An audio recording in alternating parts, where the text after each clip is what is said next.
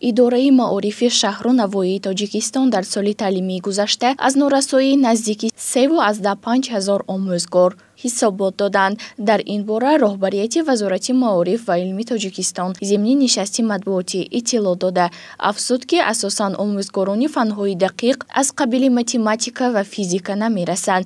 Ин ниҳод таъкид намуд, ки дар маҷмӯъ шумораи омӯзгорони муассисаҳои таҳсилоти умумии ҷумҳурӣ беш аз 126,3 ҳазор нафарро ташкил додааст, ки аз ин наздик 82 ҳазор нафарашон занонро ташкил медиҳанд. Шумораи умумии хонандагон дар Тоҷикистон бошад беш аз 2,2 миллион нафар ҳисобида шудааст, ки аз ин наздик 1,1 миллионро духтарон ташкил медиҳанд. теъдоди духтарон дар муассисаҳои таҳсилоти умумӣ дар муқоиса ба писарон дар соли гузашта тақрибан 74 ҳазор нафар камтар мебошад. Вазорати маориф ҳамчунин сифати таълимӣ ва худкунии барномаҳои таълимиро дар мактабҳои кишвар арзёбӣ карданд. Ба иттилои ин ниҳод аз худкунии барномаҳои таълимӣ ба 99,8% баробар мебошад, ки ин нишон дод дар муқоиса бо ҳамин давраи соли таълимӣ беш аз 0,2% зиёд мебошад. Ҳамчунин соли таҳсили 2022-2023 теъдоди муассисаҳои таҳсилоти умумӣ наздики 4 ҳазор ададро